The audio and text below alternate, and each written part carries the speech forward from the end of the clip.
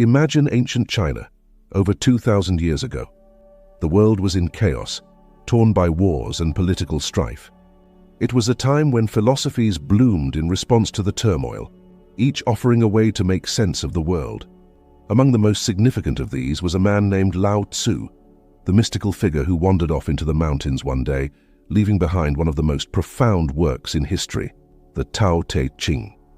The story goes that Lao Tzu, weary of society's corruption, decided to leave his post as a government official and live in solitude. As he was about to disappear forever, a border guard recognized him and implored him to write down his wisdom before he left. The result was 81 brief chapters, written with simplicity but filled with deep paradoxical truths. These writings would become the foundation of Taoism, a philosophy that teaches us to live in harmony with the Tao, or, as it's often translated, the Way. But what exactly is this way? And how can Lao Tzu's ancient teachings still speak to us today? Let's explore the secrets of Lao Tzu, which are surprisingly relevant to our modern lives.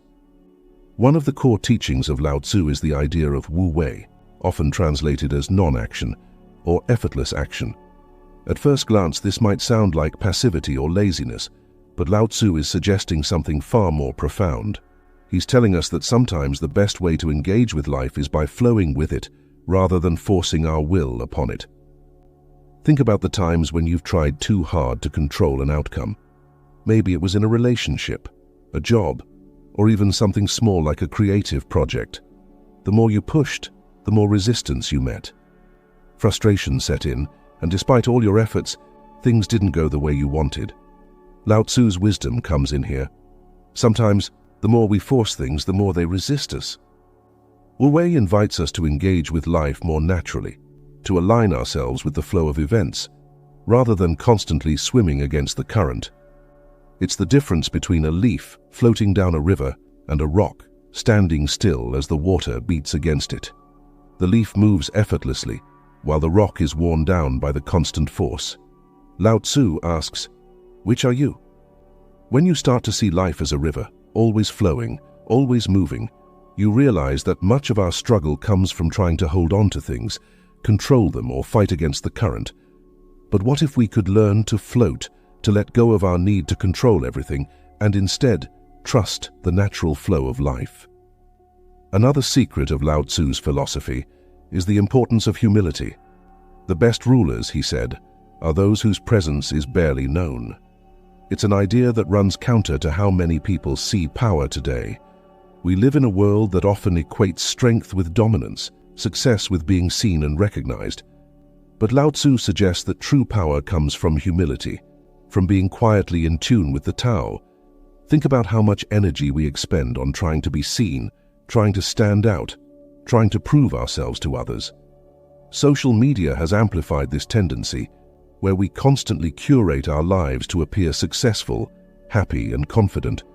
But Lao Tzu tells us that the most powerful people are those who don't seek recognition at all. Consider the ocean, one of Lao Tzu's favorite metaphors. The ocean is the lowest point on earth, yet all rivers flow into it. It's vast, deep, and powerful, precisely because it doesn't seek to be higher than anything else. Humility, Lao Tzu says, is like the ocean. It's through being low, through not exalting ourselves, that we find true strength. So, in your own life, how often do you seek acknowledgement or validation from others? What would it feel like to let go of that need and instead live with quiet confidence, secure in your path? Lao Tzu reminds us that when we stop trying to stand above others, we become like the ocean, immeasurably deep and powerful. Lao Tzu often speaks of the value of simplicity. Manifest plainness, he says, embrace simplicity, reduce selfishness, have few desires. This is another idea that clashes with the modern world's values. Everywhere we look, we are encouraged to want more success, more money, more possessions. But Lao Tzu knew that the pursuit of more only leads to dissatisfaction. There's a certain peace in having fewer desires. When our minds are constantly chasing after the next big thing, we're never fully satisfied with where we are. It's as if we're running on a treadmill, always moving, but never arriving. Lao Tzu teaches that happiness comes not from having everything, but from needing less. Think about your own life. What are the things you're constantly chasing? A promotion, a bigger house, more recognition?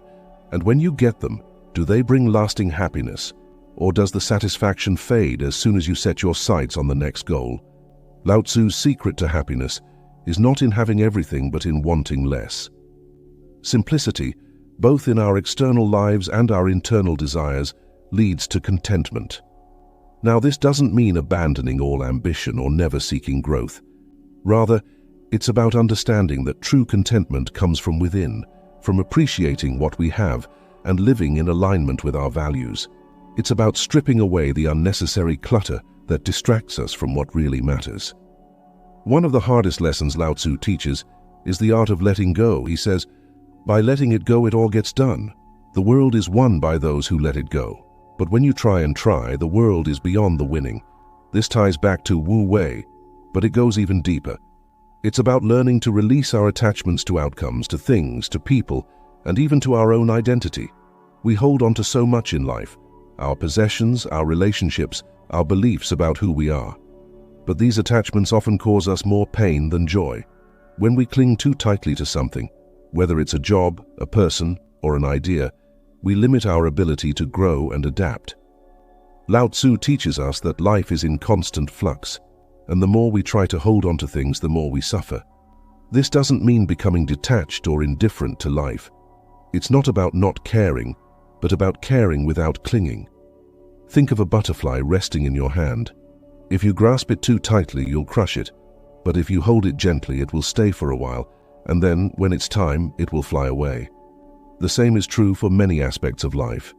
Letting go is one of the most difficult practices because it requires trust.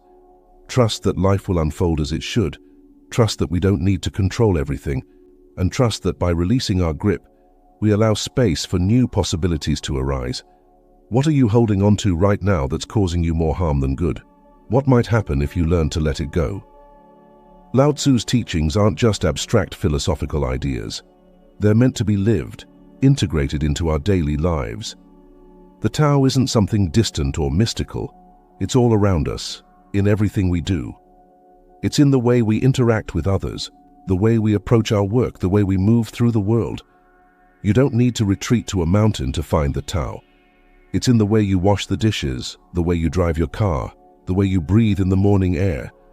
It's about being present, being mindful, and being in harmony with the natural rhythms of life. The Tao is about finding the sacred in the ordinary. So, how can you start living in accordance with the Tao? Begin by noticing the moments when you're forcing things, when you're trying too hard to make something happen. Notice the times when you're seeking validation or clinging to an outcome. Then, practice letting go. Practice stepping back and allowing things to unfold in their own time. Lao Tzu's wisdom isn't about doing more, but about doing less, about living with intention and alignment. When you do that, life becomes less of a struggle and more of a dance, a natural flow of events where you can engage fully yet effortlessly. The secrets of Lao Tzu are as relevant today as they were thousands of years ago. His teachings offer us a path to live more authentically, more peacefully, and more harmoniously with the world around us.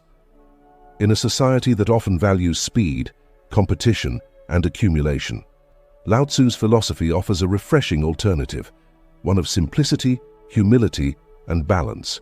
The question is, are we ready to embrace it? Can we let go of our need for control, our endless desires, and our fear of the unknown? Can we trust that by aligning ourselves with the Tao, life will flow more effortlessly, more beautifully?